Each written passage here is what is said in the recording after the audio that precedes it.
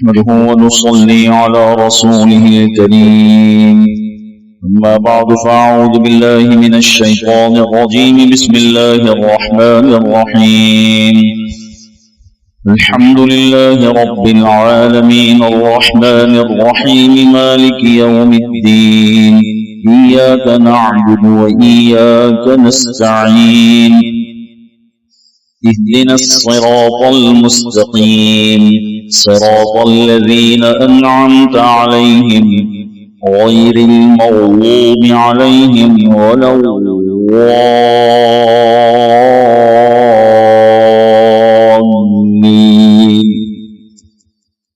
بسم الله الرحمن الرحيم ألف لام ميم ذلك الكتاب لا ريب فيه هدى للمتقين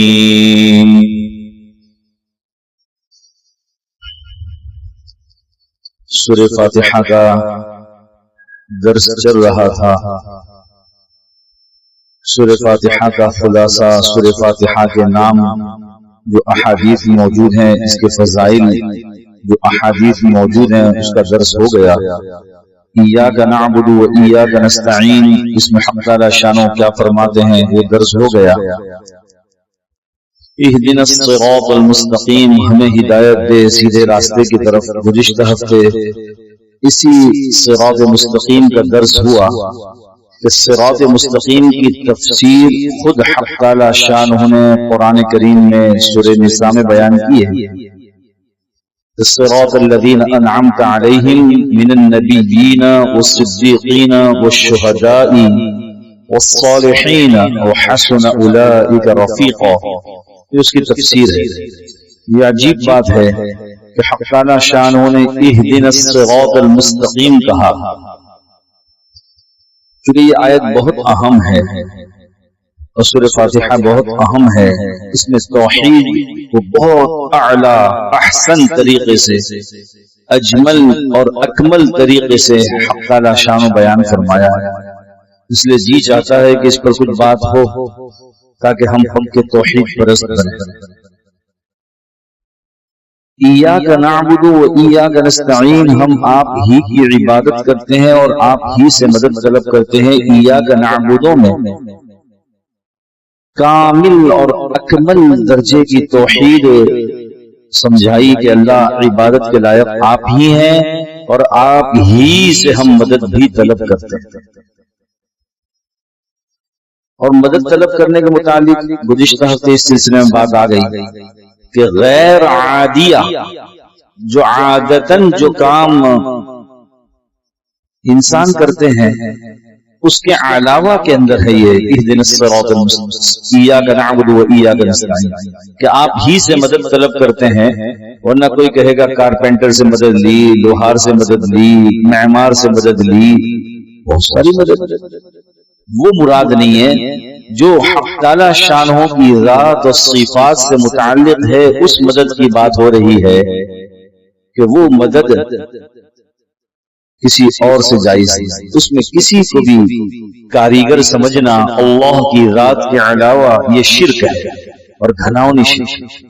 قرآن کریم میں تو حق تعالی شانہ نے اس کو اتنے اعلیٰ درجے میں بیان فرمایا ہے، غالباً 11ویں سپارے کے اندر، کہ کافروں سے جب پوچھا جاتا تو وہ بھی یہی جواب دیتے کہ معبود کون ہے. قل من يرزقكم من السماء والارض امن يملك السمع والابصار ومن يخرج الحي من الميت ويخرج الميت من الحي ومن يدبر الامر فسيقولون الله. یہ کافروں کے متعلق ہے. فقل افلا تتقون، کیا قرآن کریم کس انداز سے توحید کو سمجھا رہا ہے کہ کافر جو ہے ان سے بھی کہتے کہ آسمان اور زمین سے تم کو روزی کون دیتا ہے اور کون ہے امن یملک السمع والابصار، تمہارے سننے اور دیکھنے کا مالک کون قادر ہے. اور کون ہے جو زندے کو نکالتا ہے مردے سے اور مردے کو نکالتا ہے زندے سے، اور کون ہے جو معاملات کی تدبیر کرتا ہے؟ تو کافر ضرور کریں گے اللہ، کافر بھی کہتے تھے۔ تو پھر کہ وہ شرک کرتے تھے کہ یہ سب کام تو اللہ کرتا ہے، لیکن مثلا بارش فلاں ستارہ برساتا ہے، فلاں کام فلاں بھگوان کرتا ہے، یہی تو شرک ہے۔ اتنی پاکیزہ توحید سمجھائی ہے۔ دیکھیں قرآن کریم میں 9ویں سپارے میں پیارے آقا صلی اللہ علیہ وسلم کی ہجرت کا بیان ہے۔ تو نبی کریم صلی اللہ علیہ وسلم جب کفار و مشرکین کے درمیان سے نکل کر جا رہے تھے تو اللہ کے حکم سے آپ نے ریت لی اور پڑھ کر کے دشمنوں کی طرف آپ نے پھینک دیا، دشمنوں کی آنکھوں میں پہنچانے کا کام اللہ کا، اور سب کی آنکھیں بند ہوئی اور آپ دشمنوں کے درمیان سے نکل گئے۔ قرآن نے ہمیں متوجہ کیا، آیت دیکھیں، وَمَا رَمَيْتَ إِذْ رَمَيْتَ وَلَكِنَّ اللَّهَ رَمَى، پھینکا ہے نبی کریم صلی اللہ علیہ وسلم۔ قرآن کہتا ہے آپ نے نہیں پھینکا، وَمَا رَمَيْتَ اذ رمیتا، آپ نے نہیں پھینکا جبکہ آپ نے پھینکا ہے، یعنی آپ نے نہیں پھینکا، ولیکن اللہ رما، یہ پھینکا بھی اللہ نے، حالانکہ پھینکا نبی کریم صلی اللہ علیہ وسلم نے۔ سمجھایا ہمیں کہ ہاتھ استعمال ہوا نبی کا، لیکن آگے کے سارے کام اللہ نے کیے۔ اس آیت سے اور بھی قرآن کریم میں آیات ہیں، انبیاء علیہ السلام کے متعلق قرآن کریم میں آیات ہیں کہ انبیاء علیہ السلام نے یہ کہا کہ ہمارے پاس جو کچھ بھی آتا ہے وہ اللہ ہی کے حکم سے آتا ہے، وَمَا كَانَ لَنَا أَن نَأْتِيَكُمْ بِسُلْطَانٍ إِلَّا بِإِذْنِهِ، جو کچھ بھی ہم سے صادر ہوتا ہے وہ اللہ ہی کے حکم سے صادر ہوتا ہے۔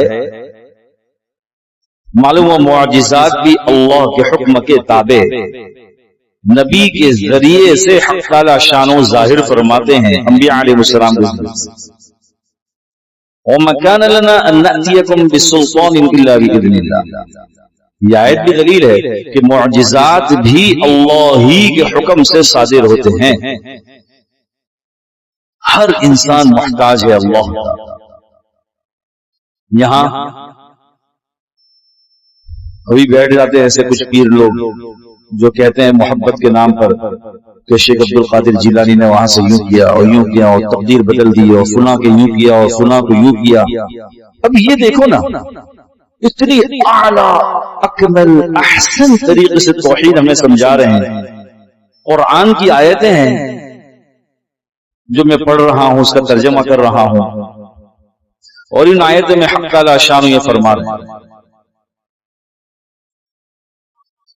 کہ جو کچھ معجزات ہو یا اولیاء علیہ السلام سے کرامات ظاہر ہو، کوئی یوں نہیں کہہ سکتا کہ فلاں ولی نے یوں کر دیا، نہیں، کرنے والی ذات ایک اکیلی اللہ ہی کی ہے، ذریعہ اور بہانہ وہ ہے۔ بلکہ ہمارے یہاں تو شیخ محی الدین عربی رحمت اللہ علیہ نے اور ہمارا کابرین نے اس پر مزید تفصیل کرتے ہوئے لکھا ہے کہ کوئی ہوا میں اڑتا ہو اور یوں کہتا ہو کہ دیکھو یہ ہوا میں اڑ رہا ہے، سنتوں سے دور ہے، تو یہ جادوگر ہو سکتا ہے، یہ ولی نہیں ہو سکتا۔ ولی وہی ہے جو پیارے آقا صلی اللہ علیہ وسلم کے ایک ایک عمل کی نقالی اپنے 6 فٹ کے جسم میں بھی، اپنے کاروبار میں بھی، اپنے دن اور رات کے اعمال میں، اپنے گھروں میں، ہر چیز میں زندہ کرتا ہو، خوشی میں بھی غم، وہی اصل ولی۔ میں یہ عرض کر رہا تھا کہ یہاں اہدنا الصراط المستقیم، اس کے بعد کہا کہ مدد اللہ ہی سے طلب کرتے ہیں، ہمیں ہدایت دے سیدھے راستے کی طرف۔ اہدنا الصراط الرسول نہیں کہا، اس پر ہم غور کریں۔ یوں کہہ سکتے ہیں اہدنا الصراط الرسول، رسولوں کے طریقے پر ہمیں چلا دے، یہ پورا قرآن ہے، آگے اس کی تفسیر آئے گی، ذالک الکتاب لا ریب فیہ، اہدنا الصراط المستقیم ہی کی طرف اشارہ ہے، ذالک الکتاب۔ جس ہدایت کو آپ مانگ رہے ہو نا، یہ پورا قرآن اور قرآن کا جز ہے۔ اور عجیب بات یہ کہ ہمارے بعض اساتذہ انہوں نے تفسیر کی کتاب میں مفتی سعید احمد صاحب پالنپوری نور اللہ مرقدہ نے تو عجیب کمال کیا. فرماتے درس میں کہ اہدنا الصراط المستقیم کا مانگنا نماز میں واجب، یا تو امام پڑھے اگر جماعت میں ہے، انفرادی نماز ہو تو ہم مانگے اہدنا الصراط، ہمیں ہدایت دے سیدھے راستے کی طرف. تو یہ صرف مانگنا نہیں ہے بلکہ اس کے بعد آگے کی آیتیں پڑھنا بھی ضروری ہے. بڑی آیت اور 3 چھوٹی آیت، اس لیے کہ وہ جز جو ہے ذالک الکتاب ایک حصہ ہے کہ یہ کتاب جو ہدایت پر کا ضامن ہے، ھدی للمتقین ہے. جب تو مانگ رہا ہے تو ایک بڑی آیت اور 3 چھوٹی آیت پڑھ بھی لے بھائی، ہر رکعت میں پڑھ جہاں پڑھنا ضروری ہے. تو یہ جو ہدایت مانگی گئی ہے اہدنا الصراط، رسول نے کہا رسولوں کا، اس لیے کہ قرآن کریم نے 4 پارے میں اس کو بیان کیا ہے. وما محمد الا رسول قد خلت من قبله الرسل افئن مات، کیا نبی مر جائیں او قتلا یا شہید کر دیے جائیں، انقلبتم علی اعقابکم، تم اپنے ایڑیوں کے بل اسلام سے پھر جاؤ گے. تو اب نبی کے جو وارثدار ہیں، جو صحابہ تھے، صحابہ کے بعد تابعین، تابعین کے بعد تبع تابعین، معلوم ہوا کہ نبی کے طریقوں پر جو لوگ چلتے ہیں ان کے طریقوں کو دیکھ کر کے زندگی گزارنا یہ ہدایت کے لیے ہے. اس لیے اہدنا الصراط المستقیم کہا سیدھے راستے کی طرف. اہدنا الصراط الرسول بھی نہیں کہا، اہدنا الصراط القرآن بھی نہیں کہا، اس لیے کہ قرآن کریم نے ہدایت پر کون ہے ان کی فہرست بیان کر دی ہے 5 پارے. من النبیین، نبی والا راستہ، والصدیقین، صدیقوں والا راستہ، والشہداء، شہیدوں والا راستہ، والصالحین، نیک لوگوں کا راستہ. اور پھر اس کی تفسیر قرآن نے 15ویں سپارے میں بیان کی. نیک لوگ کون؟ جو توحید اور رسالت پر، سنت پر زندگی گزارتا ہے. کوئی ہوا میں اڑتا ہو تو وہ ولی نہیں ہے، وہ ولی نہیں ہے. ولی وہ ہے جس کی 24 گھنٹے کی زندگی اتباع سنت میں گزرے، اتباع رسول میں گزرے. تو ان کا راستہ اختیار کرو. یہاں اہدنا الصراط المستقیم میں ہم روزانہ یہ مانگتے ہیں صراط الذین انعمت علیہم، راستہ ان لوگوں کا جن پر آپ نے انعام کیا. کن کا؟ وہ بھی ہم نے بتلا دیا، قرآن نے بتلا دیا. غیر المغضوب علیہم، ان لوگوں کا راستہ نہیں جن پر آپ کا غضب ہوا. کہ یہ صراط مستقیم اسی کو کہتے ہیں ایک دم سیدھا راستہ، نہ ادھر نہ ادھر، نہ افراط نہ تفریق، نہ آگے بڑھنا نہ کٹوتی کرنا، کچھ بھی نہیں، بالکل پورا پورا جو کچھ کہا گیا اس کے مطابق عمل کرنا. تو مغضوب علیہم جن پر غضب نازل ہوا وہ ہیں یہود، وہ یہودی ہیں کہ انہوں نے جو ہے تفریق کی ہے، دین میں کٹوتی کی. انبیاء علیہ السلام کے کام کو انہوں نے نہیں سمجھا، نہیں مانا. قرآن کریم میں اللہ تعالیٰ نے پہلے پارے میں فرمایا ہے کہ آدھے کتاب پر ایمان لاتے تھے، آدھے پر ایمان نہیں لاتے. تؤمنون ببعض الکتاب وتکفرون ببعض، آدھے پر ایمان لاتے اور آدھے پر نہیں لاتے. آج اگر ہم غور کریں تو ہم ایمان والے بھی پکے ایمان والے ہونے کے باوجود بھی صفات کے اعتبار سے یہودیوں کے طرز پر ہیں کہ آدھے قرآن کو مانتے ہیں، آدھے پر نہیں مانتے. بعض چیزوں کو مانتے ہیں، بعض چیزوں کو نہیں مانتے. ہاں یہ بات اور ہے ان کا ایمان اس پر نہیں تھا، ہمارا ایمان اس پر ہے، لیکن عمل میں کوتاہی ہے. عمل میں کوتاہی کی وجہ سے گنہگار ہیں، اور اگر انکار کر دے کوئی تو کافر ہو جائے گا. جیسے جمعہ کے اندر میں نے عرض کیا تھا کہ سبحان الذی اسری بعبدہ من المسجد الحرام الى المسجد الاقصى، پاک ہے وہ ذات جو اپنے بندے کو لے گئی مسجد حرام سے مسجد اقصی. اس کو اس طرح کہا ہے. اور مسجد اقصی سے آسمانوں کی، جنت جہنم کی سیر، سدرۃ المنتہا اور اس کے بھی اوپر تک، اس کو معراج کہا ہے. تو اس طرح کا کوئی انکار کرے بیت اللہ سے بیت المقدس تک کے سفر کا کہ نہیں ایسا ہوا ہی نہیں، کافر ہو جائے گا، کیونکہ قرآن کی آیت کا انکار کر رہا ہے. 15ویں پارے کی پہلی آیت. تو قرآن کریم کی کسی آیت کے انکار سے انسان کافر ہو جاتا ہے. لیکن اگر مانتا ہے عمل نہیں کرتا، اس کی زندگی میں نہیں ہے، تو کافر نہیں ہوگا، گنہگار ہوگا.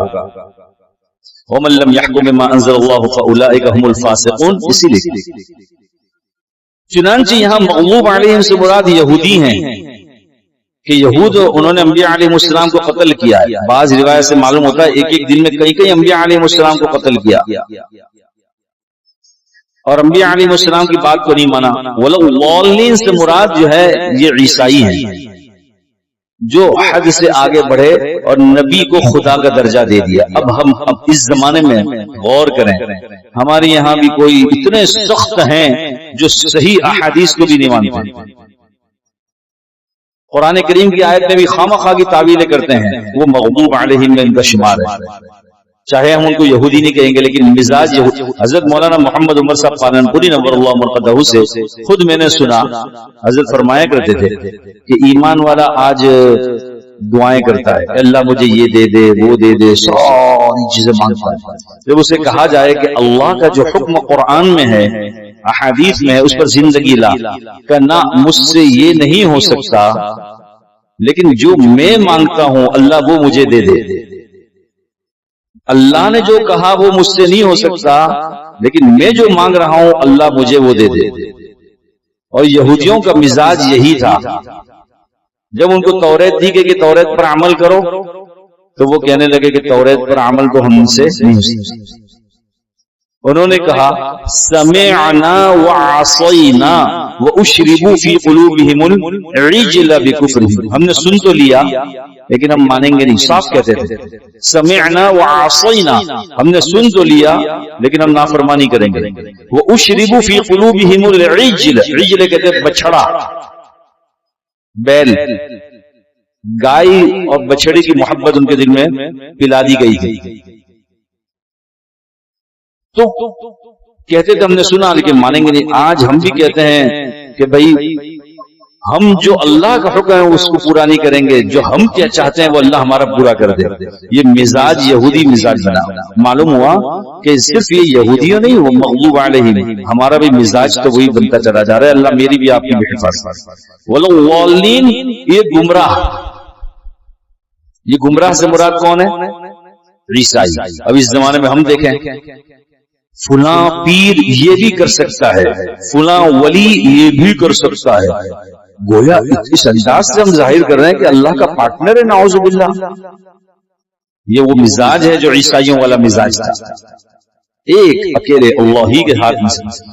دیکھیں عزت وقار، اس کا لحاظ رکھنا، ادب، رسپیکٹ، وہ سب اپنی جگہ پر شریعت نے سمجھایا ہے.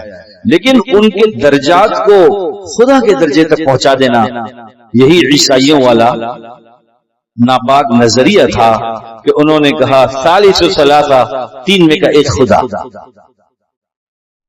یہ داؤدی بوہری، راوزی بوہری، میں نے خود دیکھا، کئی لوگوں سے پوچھا، معلوم کیا. جب وہ ان کے انتقال کا وقت آتا ہے تو پہلے سے وہ پرچی بنا کے دیتے کہ ہمارے سیدنا جو ہیں انہوں نے آپ کو یہ پرچی بنا کے دی ہے کہ فلاں جنت میں آپ کو پلاٹ ملے گا، اتنے پیسے یہاں جمع کرا دو، ہماری کمیونٹی میں جمع کروا دو. یہ کوئی سنی سنا واقعہ نہیں، حقیقت میں ایسا ہے. اب یہاں بہت سارے ایسے پیر ہیں جو سنتوں پر لانے کے بجائے وہ باتیں کرتے ہیں جس سے جو ہے اللہ سے دور کیا جائے، اپنی ذات سے جوڑا جائے.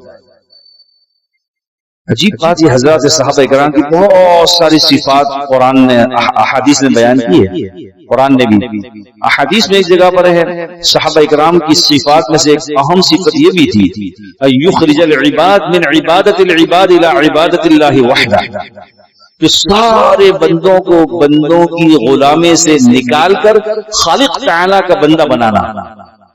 اس لیے علماء نے لکھا ہے کہ جو یہ محنت کرے کہ اپنی اس کو مخلوق کی بندگی سے، دل پر طاقت کا ایک بت بنا ہوا ہے، دل پر اس کا بت بنا ہوا ہے، اس کا یہ سب سے نکال باہر کرنا اور اللہ سے جوڑنا، یہ تو ہوا دین.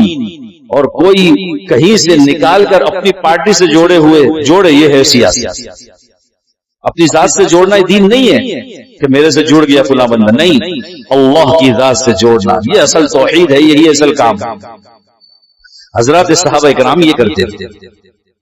چنانچہ یہاں پر وَلَضَّالِّينَ کے اندر اس بات کو بتلایا کوئی بھی شخص کسی کے متعلق اتنا آگے نہ پہنچائے کسی کو بھی، چاہے وہ عالم ہو، چاہے پیر ہو، چاہے بظاہر کوئی بھی نظر آتا ہو، اس کو اتنے اوپر پہنچانا جائز نہیں ہے۔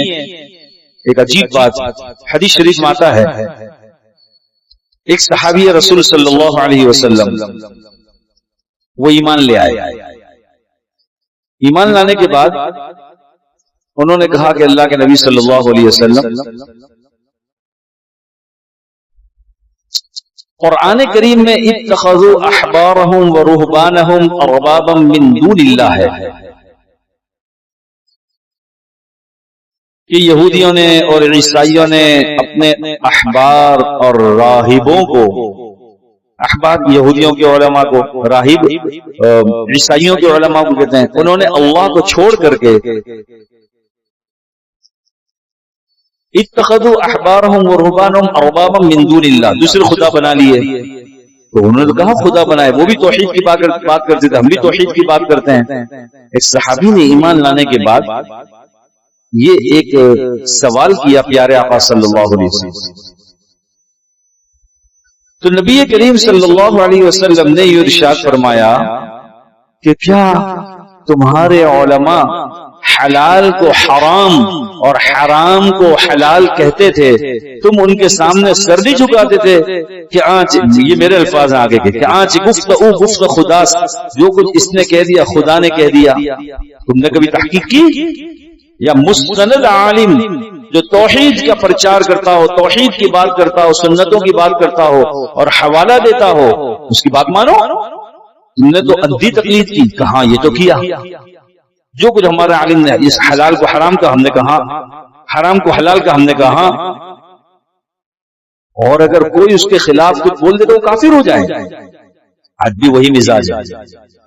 چنانچہ نبی کریم صلی اللہ علیہ وسلم کے اس ارشاد کے بعد انہوں نے کہا بالکل ایسا ہی تھا، تو آپ نے فرمایا کہ اسی کو تو شرک کہا ہے، قرآن نے جس کو حلال کیا ہے اس کو کوئی حرام ثابت کرے، کوئی حرام کیا اس کو کوئی حلال ثابت کرے، سود کو حرام قرار دیا ہے، اور کوئی اس کو کہنے نہیں یوں کر لو، یوں کر لو، یوں کر لو، تو حلال تو بھی ہو جائے گا۔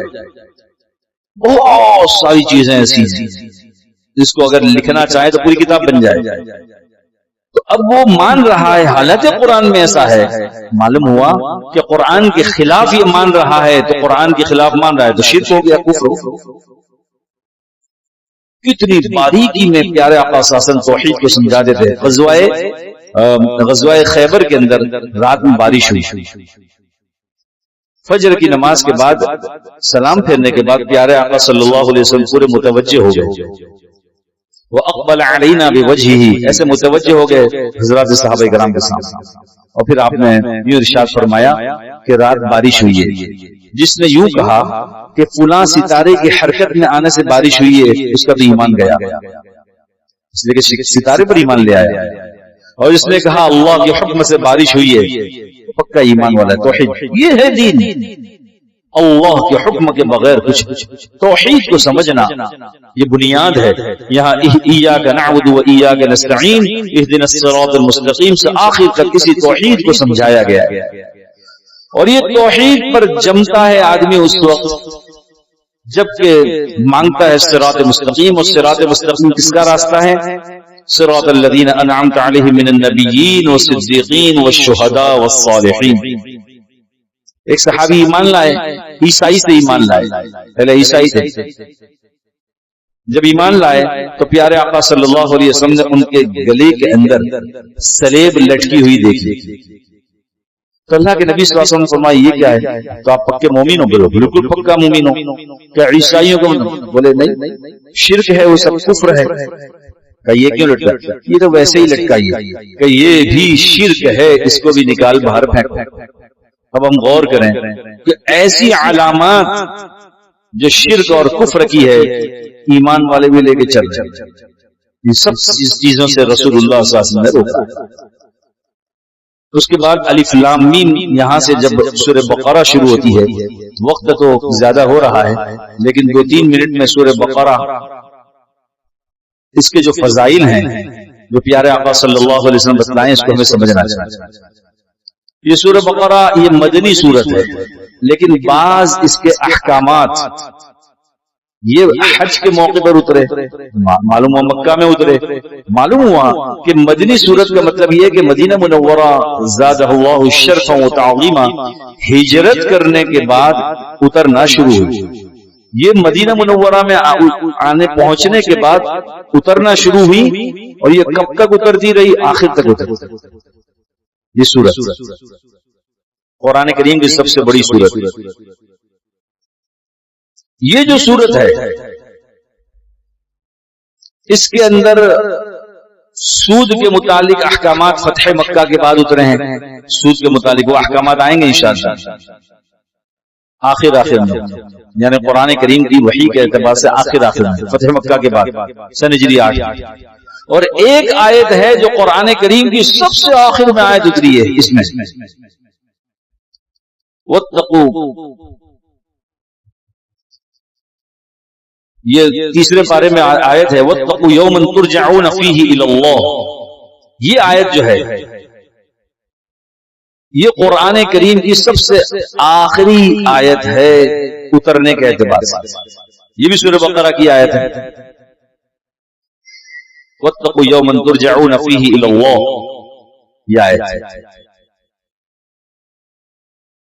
اور ایک قول یہ ہے کہ الیوم اکملت لکم دینکم واتممت علیکم نعمتی، یہ اتری، لیکن دوسرا قول یہ ہے کہ الیوم اکملت لکم دینکم سے پہلے یہ آیت اتری، یہ بھی اسی وہ موقع پر اتری تھی جب اللہ کے نبی صلی اللہ علیہ وسلم حج کے لیے تشریف لے گئے تھے۔ جب وہاں سے اس آیت کے اترنے کے بعد اور الیوم اکملت لکم دینکم کے اترنے کے بعد 89 دن کے بعد پیارے آقا صلی اللہ علیہ وسلم دنیا سے چلے 89 دن، اور سورت کے اعتبار سے سب سے آخری سورت اذا جاء نصر اللہ اتری، سورت کے اعتبار سے۔ معلوم ہوا کہ سورہ بقرہ اتنی لمبی چلتی رہی، 25,500 حروف ہیں اس سورت کے اندر، 25,500، یعنی ہم نے یہ سورت پڑھ لی تو، اور حدیث شریف میں آتا ہے لا اقول الف لام میم حرف لیکن الف حرف ولام حرف ومیم حرف، تو ہر حرف پر 10 نیکیاں ملتی ہیں، تو 25,500 حروف کے اعتبار سے ہم اس کو ضرب دے دیں 10 میں، تو یہ سورت پڑھنے پر اتنا ثواب اللہ تعالیٰ عطا فرماتا ہے۔ بہت ہی فضائل کی حامل سورت ہے، 6,221 کلمات ہیں اس میں۔ شیخ محی الدین ابن عربی رحمۃ اللہ علیہ نے عجیب بات لکھی ہے کہ اس سورت کے اندر 1000 اوامر اللہ نے بیان کیے ہیں، 1000 نواہی، اوامر یعنی اللہ کے احکامات، نواہی یعنی جس سے روکا ہے، 1000 حق تعالی شانہ نے اس میں حکمتیں بیان کی ہیں، 1000 قصص بیان فرمائے ہیں۔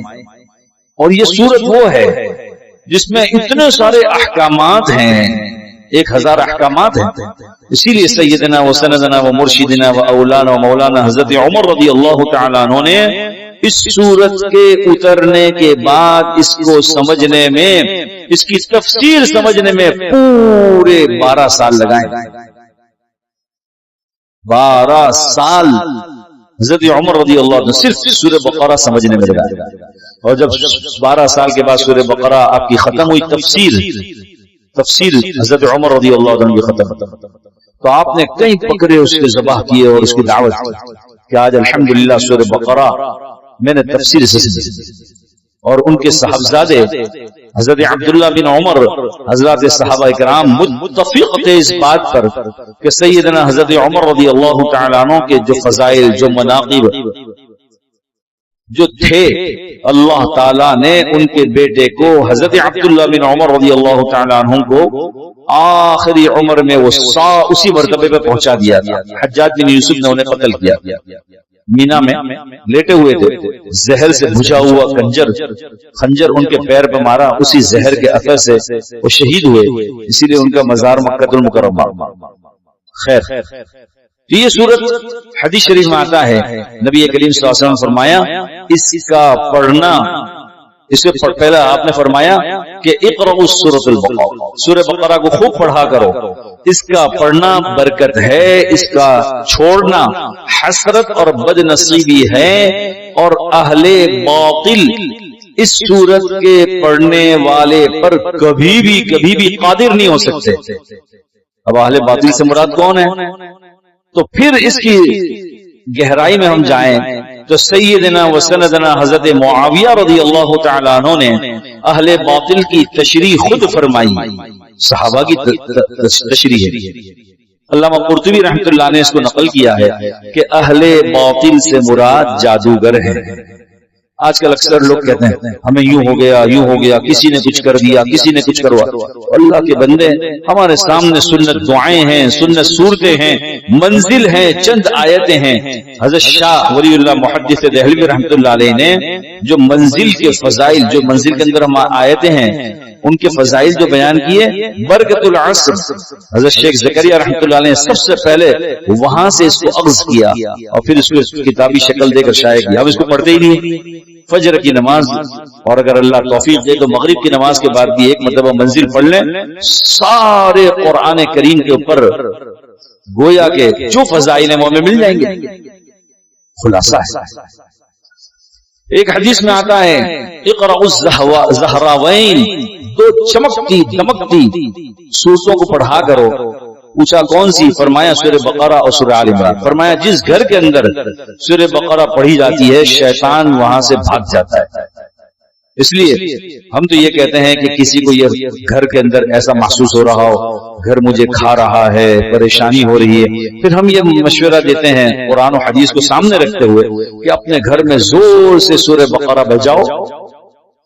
آج کل تو بڑے فون کے اندر یہ سب محفوظ ہو جاتا ہے، اتنے زور سے بجایا جائے، نہیں ہو سکتا تو اسپیکر لگا دے کہ پورے گھر میں اس کی آواز چلی جائے۔ فجر کی نماز بعد بجا دیں، مغرب کے بعد بجا دیں، گھنٹے، ڈیڑھ گھنٹے، سوا گھنٹے میں پوری ہو جائے گی۔ اس وقت آدمی خاموش رہے، اپنے کام کرتا رہے، دھیان اس کی طرف ہو۔ انشاءاللہ اللہ کی ذات سے یقین ہے، چونکہ پیارے آقا صلی اللہ علیہ وسلم کا پیارا فرمان ہے، شیطان، جنات، سارے اثرات ختم ہوں گے، جادوگر بھی وہاں پہنچ نہیں سکتے، کیونکہ اس کی حدیث میں اہل باطل اس پر قادر نہیں ہے جو اس صورت پر۔ فرمایا اس کے اندر 10 آیتیں تو اتنی طاقتور ہے، جو شخص کے صبح میں اس کو پڑھ لے گا، نہ جادوگر کا جادو اس پر اثر ہو سکتا ہے، نہ عاصب یعنی جنات کا اثر اس پر ہو سکتا ہے۔ بیمار اور جنات اور جادو جس پر ہوا ہو، ایسے شخص پر پڑھ کر دم کیا جائے، حق تعالی شانوں فوراً ختم فرما دیں گے۔ پہلے کی 4 آیت ہے، سورہ بقرہ کی شروع کی 4 آیت، 4 ہوئی، پھر آیت الکرسی اور اس کے بعد کی لا اکراہ فی الدین اور اللہ ولی الذین، 2 آیت ہیں، کل 3 آیت ہیں، تو 4 اور 3 7 ہوئی، اور سورہ بقرہ کی آخری 3 آیتیں، یہ کتنی ہو گئی؟ 10 آیتیں۔ کتنی دیر لگتی ہے؟ سارے 100 نمبر، کسی کو اب تو نمبر کا زمانہ نہیں رہا، پہلے وہ جو لینڈ لائن فون تھے 100 نمبر یاد ہوتے تھے لوگوں کو، فلاں کا نمبر ملاؤ، فلاں کا نمبر ملاؤ۔ اللہ کے کلام کے ساتھ ہمیں لگاؤ اور محبت نہیں ہے اس کو یاد کریں، یہ ہمیں اپنے معمولات میں لائیں۔ اس کو یہاں درس و تدریس کا فائدہ ہی ہے اور اس کا جو ہے مقصد ہی ہے کہ ہم اپنی زندگی کے اندر معمولات بنائیں۔ اب یہ پوری سورہ بقرہ کو ہم نے گھیر لیا گویا کہ 10 آیت، اور یہ کون کہہ رہا ہے؟ پیارے آقا صلی اللہ علیہ وسلم کا ارشاد ہے کہ اگر پوری نہیں تو 10 آیتیں پڑھ لیں، جس طرح سورہ کہف کے متعلق فرمایا، ایک روایت میں شروع کی 10 آیتیں، ایک روایت میں آخری 10 آیتیں، جس نے یاد کر لی تو اس کو اللہ تعالیٰ دجال کے فتنے سے محفوظ رکھیں گے، اور اگر دجال ظاہر ہو گیا تو دجال کی فتنے سے، دجال نہیں ہوتا، دجالی دور چل رہا ہے، اس میں توحید کے خلاف لوگ پرچار کر رہے ہیں، اس سے اللہ تعالیٰ محفوظ ہو، توحید پر جمے گا۔ اب پوری سورہ بقرہ، سورہ کہف نہیں پڑھ سکتے، شروع اور آخر کا رکوع پڑھ لیں، تب بھی اللہ تعالیٰ یہ فضائل اس کا عطا فرمائے۔ لہذا سورہ بقرہ ایک حدیث میں آتا ہے، فرمایا اس میں ایک آیت ہے جو پورے قرآن کی اشرف آیت ہے، سب سے بڑی آیت ہے مرتبے کے اعتبار سے، اور وہ ہے آیت الکرسی۔ لہذا یہ سورت جو ہے سورہ بقرہ، اس کا درس ہونے جا رہا ہے، انشاءاللہ آئندہ ہفتے سے اس کا درس شروع کریں گے۔ حق تعالی شانو مجھے بھی اور آپ کو بھی جو کچھ کہا گیا سنا گیا اپنی زندگی کا حصہ بنا کر ہم سب کی نجات کا ذریعہ بنا